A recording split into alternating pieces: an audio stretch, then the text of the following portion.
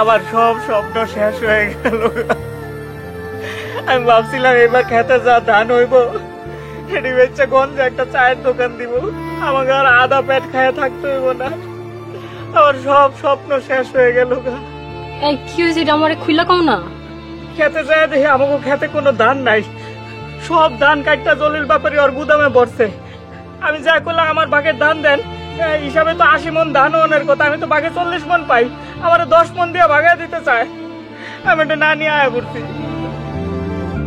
থাক তুমি এমনি ভাঙ্গা পড়ো না, দেখ ভালো একটা ব্যবস্থা করে দেব। আমি এখন কি করবো কিচ্ছু বুঝতেছি না, আমি চোখে খালি অন্ধকার দেখতেছি। আল্লাহর উপরে ভরসা রাখো, দেখবা এর মধ্যে আল্লাহ একটা আলোর পথ বাই করে দিব। আল্লাহ তুমি ওকে বিচার করো, জলির ব্যাপারে আমাকে প্যাডে লাত্তি মাইরে ওর নিজের গুদাম ভরতাছে। আল্লাহ তুমি এটা সহ্য করো না, সহ্য করো না। আমার খাওয়ান দেবে, খিদা লাগবে।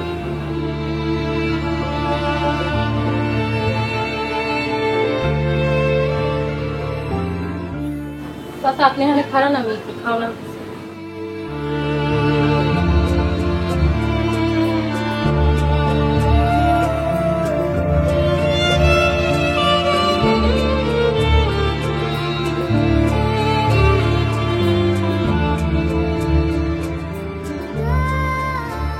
চাচা জানি এইটুকু খাওয়ানে আপনার পেট ভরবো না, কিন্তু আমার ঘরে এইটুকু খাওয়ানি আসিল। মা দোয়া করি তুমি আল্লাহ তোমার ঘর সোনা দিয়ে পড়ো।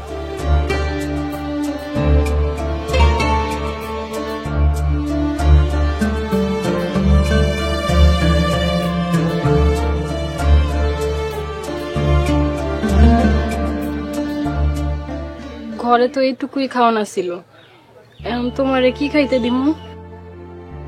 তুমি নিজেও তো না খেয়ে আসো। আচ্ছা একটা কাম করো, জলিল ব্যাপারীর গুদামে যাইয়া হ্যাঁ যতটুকুই ধান দেখ ওটি বাজারে লয়ে বেচা বাজার নিয়ে আসো। তাই করি। নগদ পেমেন্টে 500 টাকা পর্যন্ত ক্যাশব্যাক আর লেনদেনে প্রতিদিন ডিপ ফ্রিজ এবং ঘন্টায় ঘন্টায় এসি টিভি সহ দারুণ সব গিফট।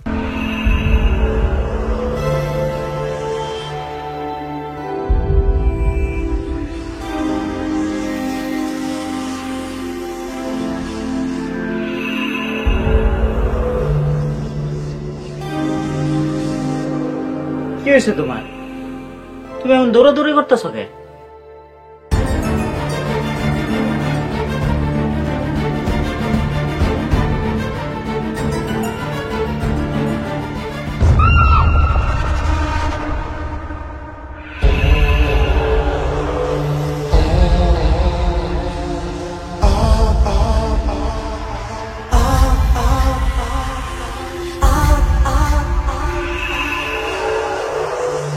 তুমি এটি কই পাইছো?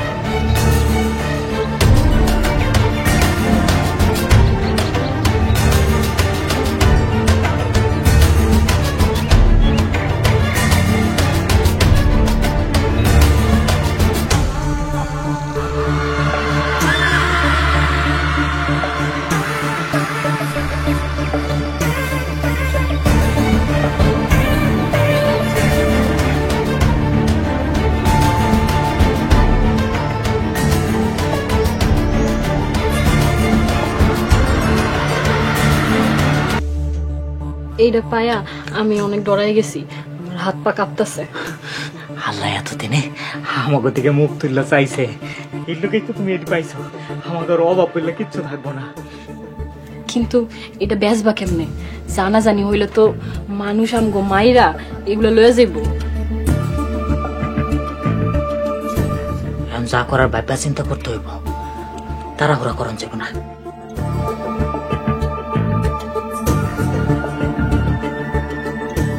সেটা একা রাখবো কই, এটার মধ্যে রাখি।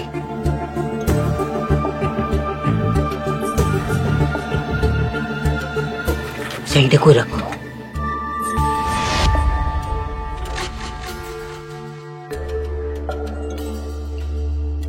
ভাই একটা কথা, কি কথা? আমগো বাড়িতে একটা সিন্ধুক আছে, অনেক আগের সিন্ধুক, না হইলেও প্রায় 150-200 বছর তো হইবই। হ্যাঁ, পূর্বপুরুষের কাছ থেকে পাইছি উত্তরাধিকার সূত্রে। ঘরে চিপার পরে আসলে কোনোদিন খুললা টুললে দেখি নাই, তো সেদিন খুললা কাগজপত্রের চিপার মধ্যে একটা মোহর পাইছি। আপনি একটু দেখাই, আপনি একটু দেখেন তো এটার মধ্যে কেমনে কি আছে।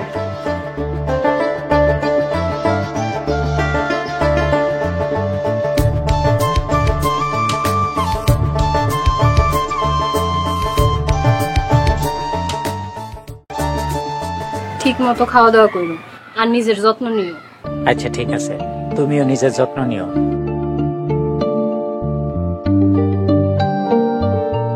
আচ্ছা শুনো, ওই সোনার মোহর ভর্তি কলসটা যে গতকাল রাইতে নিয়ে গেলা, ওইগুলা কই রাখছো? আমার তো কইয়া গেলা না। জিনিসটা আমি জায়গা মতো নিরাপদে রেখে দিছি, তুমি চিন্তা করো না তো। আর এইসব নিয়ে কথা কইতে তোমার মানা করছি না। আচ্ছা মোহরের কথা না হয় বাদই দিলাম, ওই পিতলের কলসটা কই রাখছো? ওটা তো আমার কামে লাগতে পারতো, আমাকে কলসটা তো পুরানো হয়ে গেছে। আচ্ছা, আমি আওয়ানোর সময় তোমার লগে নতুন একটা পিতলের কলস লয়ে আমনি। আচ্ছা মনে থাকে জানো, এটা যেন ভুল না হয়। আরে আমার বউয়ের শখ, এটা আমি ভুললে যাবো? এটা কোনো কথা হইলো? হ্যাঁ, ওই শখ আমি পূরণ করুম না? তোমার শখ পূরণ করুম, আর আওয়ানোর সময় লই আওয়াম। এখন চাই, আমার দেরি হয়ে যাইতেছে।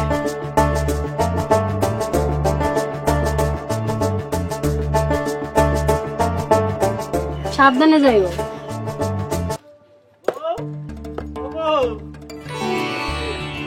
তুমি আইছো?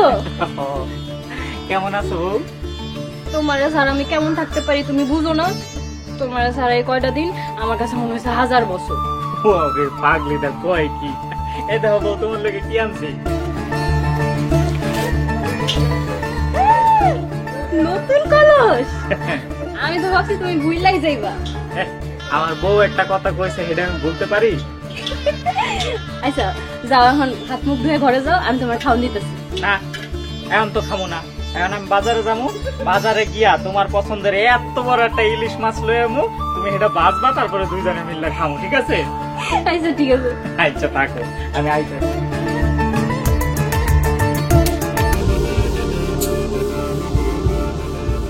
তুমি এটা কি করছো? জলিল ব্যাপারী হঠাৎ কইরা গুপ্তধন পাওয়ার কথা কইছিল, আমি ঘাবড়ায় গেছিলাম, পরে ওইসব কইছি। আমি না তোমারে কইছিলাম যে তুমি এই জিনিস পাইছো, একদম ভুলে যাবা। আমি জানতাম যে তুমি এমন একটা কাম করবা। আচ্ছা একটা ভুল তো না হয় কইরা ফেলাইছি, এখন আমরা কি করবো? কি আর করুম, এই জলিল ব্যাপারে লোক সুবিধার না, ওই ছলে বলে কলা কৌশলে যেমনি হোক গুপ্তধনের খবর ঠিকই বাইর করে নেব। এক কাম করো, খাওয়া দাওয়া শেষ করে ব্যাগ গুছাবো, আমরা কালকে ভোরে ঢাকা যাবো। আমরা ঢাকায় চলে যাবো? ঢাকায় গিয়ে আমরা কি করবো? ঢাকা তো আমগো কেউ থাকে না। ঢাকায় আমার এক বন্ধু আছে, পরে কইলে কিছু একটা ব্যবস্থা করে দিব, কয়েকদিনের লোকে একটা ব্যবস্থা হয়ে যাবো। খাওয়া দাওয়া শেষ করে ওরা ফোন দিতেছি। আর তুমি এক কাম করো, ঘরের মধ্যে চাল ডাল যা কিছু আছে সবাই কলসির মধ্যে ভরে লো, নতুন শহরে যাইতেছি, পরে কামে লাগবো। খাও, তাড়াতাড়ি খাও।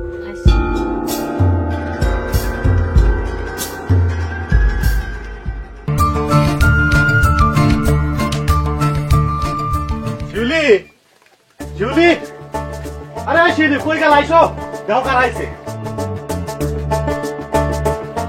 আমার বন্ধু আজি আর ওর বউ। বন্ধু তো ভাবিলে কো, ছোটবেলা আমরা কত একসাথে খেলছি, তো মনে নাই? কি কর বন্ধু, এগুলো একটু ভুলে যাওয়া যায়? আমাকে কত স্মৃতি। এখন এসব কথা পরে কওয়া যাবে। তোরা মেলা দূর থেকে আইসো, আগে চল, তোর ভাবি রান্না করে রাখছে, খাবি। বন্ধু, যে তোর একটা ঘর দেখতে কইছিলাম, এটা কি করলি? আরে পাগলা, তোর এত চিন্তা করতে হইব? তুই আমারে কইছিলি না এই যে ঘরটা খালি আছে এটা তোর জন্য আমি রেখে দিচ্ছি। আরেকটা উপকার করতে হবে বন্ধু, কি ক? আমার একটা কাজ ধরায় দিতে পারবি? দিব, সমস্যা কি? আমি সিএনজি চালাই, তোর এই কামে লাগাই দিব। কিন্তু আমি তো সিএনজি চালাইতে পারি না। আরে চালাইতে পারছ না, চালান শিখবি, আমি তোরে শিখাবো, মাত্র 2 দিনের মধ্যে শিখাই দিব। আর লাইসেন্সের যে কাগজপত্র আছে সেইগুলো নিয়ে তোর কোনো টেনশন করা লাগবে না। এগুলো আমি সব ঠিক করে দিচ্ছি। অনেক বড় উপকার করলি বন্ধু। এটা তুই কি করি? হ্যাঁ, বন্ধুদের নিয়ে এতটুকু উপকার না করতে পারি তার কিসের বন্ধু রে? শোন, ওই তোর ভাবি তোর খাবার রান্না করে রাখছে, চল আরে খাবি, তারপরে মেলা কথা তুমি। হ্যাঁ, এই চলো।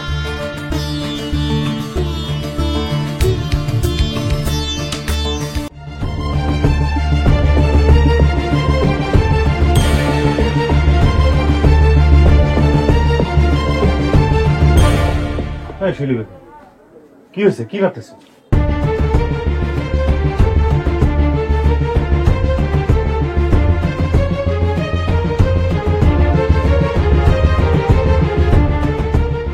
কি হয়েছে তোমার?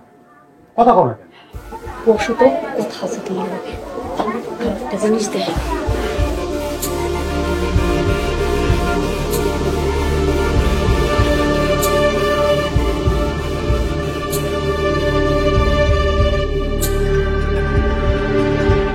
হ্যাঁ শিলি, এগুলো তো সোনার পয়সা, এটা তুমি কই পাইছো? আজকে আমি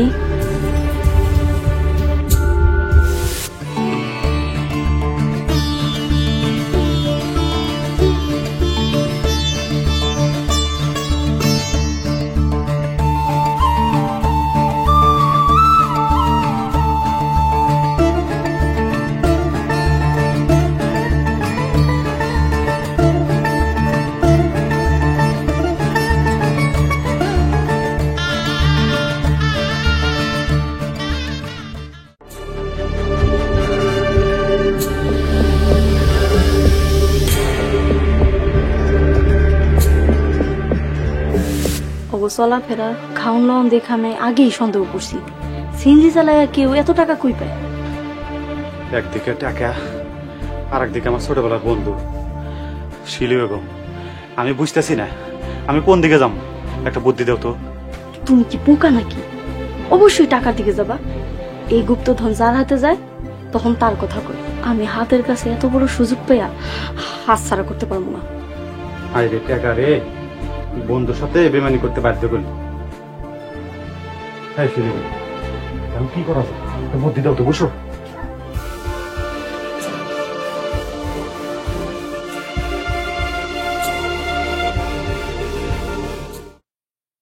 স্যার আসসালামু আলাইকুম। কি হয়েছে স্যার, আপনি আমার ডেকে পাঠালেন যে? আমি শামীম খান, আমি একজন ব্যবসায়ী। এই এলাকা আমার, সবাই আমার চিনে। আমি বৈধ অবৈধ অনেক ব্যবসায় করি, কিন্তু মানুষ ঠকাই না। যারা আমার লোকে 2 নাম্বারি করে তাদেরকে আমি খাইয়া ফেলাই। তুই কি এটা জানোস না? ও স্যার জানি, কিন্তু এটা তো বুঝতেছি না, এসব কথা আপনি আমারে বলতেছেন। তুই আমারে 15টা সোনার মহর দিয়া 50 লাখ টাকা নিয়ে গেছস, বুঝছস না? ও স্যার নিছি তো, আর আপনারা তো কইছি মাল আরো লাগলে আরো দিন, আরো মাল আছে আপনার লাগবে। লাগবো মানে? লাগবো, তোর কলজাটা মাল লাগবো। তোর কলজাটা ওজন করে দেখবো কত বড় হয়েছে। তুই আমার নকল মাল দিছস। স্যার আপনি সব কি করতেছেন? আমি তো কিছু বুঝতেছি না। 2 নাম্বার মহর দিছস।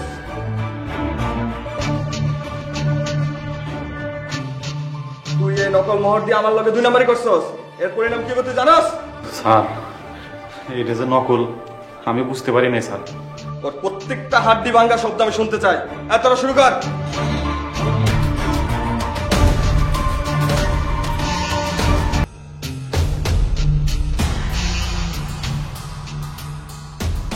স্যার স্যার আমার মাফ করে দেন স্যার, আমরা জানি পারেন না স্যার, আমি জানতাম না যেগুলো নকল পয়সা স্যার, জানলে আপনাকে দিতাম না, মাফ করে দেন স্যার। আচ্ছা তোরা আমি জানে পারবো না, মাফ করে দিলাম। সত্যি কথা কয়, এগুলো কই পাইছস তুই? স্যার এইগুলা আমার এক বন্ধুর ঘর থেকে চুরি করছি। তোর বন্ধুগুলো কই পাইছে? এটা আমি জানি না স্যার। তোরা আমি মাফ করতে পারি একটা শর্তে। তুই আমার কাছে যে টাকা নিছস ওই টাকা ফেরত দিবি, আর এই মাল যেখান থেকে আনছস তারা আমার দেখাই দিবি। স্যার আমার হাতেই থাকি, আঙ্গ বস্তিতে, ওখানে গেলে ওরে পাওয়া যাবে। স্যার এগুলা ওই জোয়ার ঘর থেকেই পাইছি। কি কয়, কি পাইছে? সত্যি করে কয় এগুলো কই পাইছস? যদি তুই নিজে বানাই থাকস আমি তোর কাম দেবো। তোর হাতের কাম আমার খুব পছন্দ হয়েছে।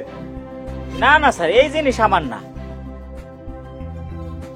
হ্যাঁ ও মিস কথা কইতেছে, ওর ঘর থেকে আমরা এগুলো পাইছি।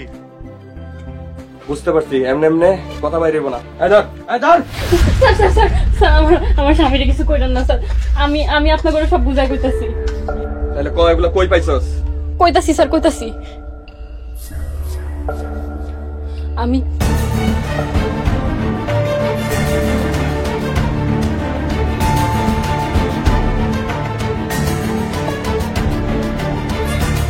প্রথম যখন এগুলো আমি স্বর্ণকারের কাছে লয়ে যাই, তখন স্বর্ণকার নিজেই আমারে কইছে যে এগুলি আসল না, নকল মোহর।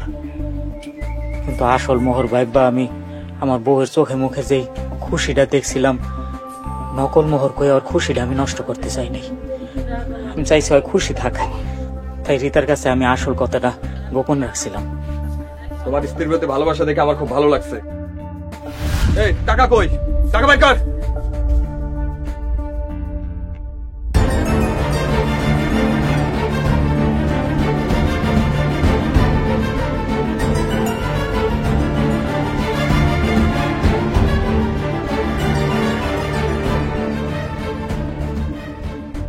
এই টাকাটা রাখো। স্বর্ণ পাওনাতে কি হয়েছে? অনেক পরিশ্রম করো, ভবিষ্যতে অনেক টাকা মালিক হবা। না না স্যার, আমার টাকা লাগবে না, আমার সম্পদও লাগবে না, আমার কিছু চাই না। আমি পরিশ্রম করে বাচ্চা থাকতে চাই, আমার সম্পদ লাগবে না। আমার আসল সম্পদ তো আমার বউ। ঠিক আছে, তোমার স্ত্রীকে একটা স্বর্ণের গয়না বানাই দিও। আমার স্বামী আমার কাছে বড় গয়না স্যার, আমার সোনার গয়না লাগবে না।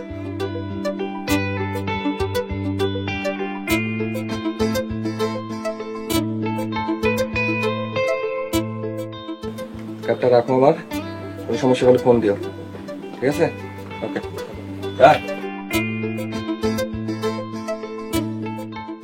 বন্ধু, এই তোর বন্ধুর পরিচয়।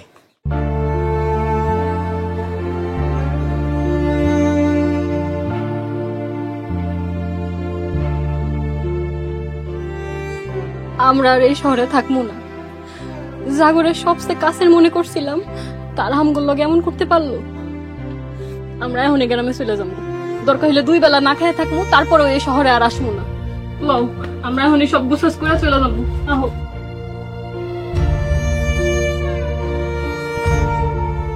আমি মনে কষ্ট পাবো দেখে তুমি আমার কাছে কথাটা লুকাইছিলা না।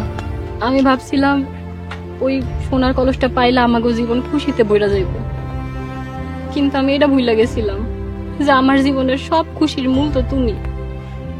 আমার সোনার কলস লাগবো না, আমার শুধু তুমি থাকলেই হইব।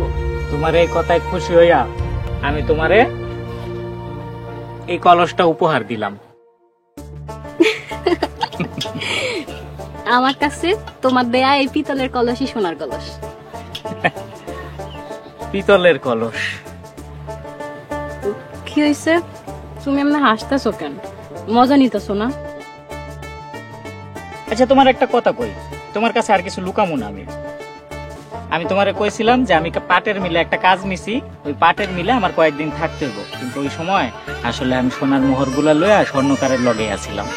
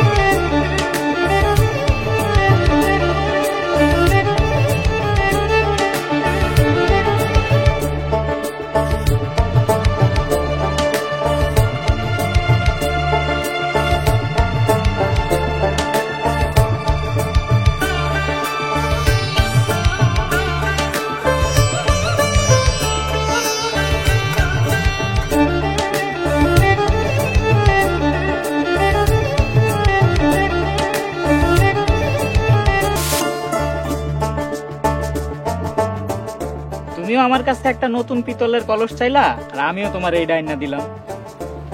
মানে আমরা সত্যি সত্যি সোনার মোহর পাইছিলাম, আর সেই সোনাগুলো গলায় তুমি এই সোনার কলসটা বানাইছো যাতে কেউ বুঝতে না পারে।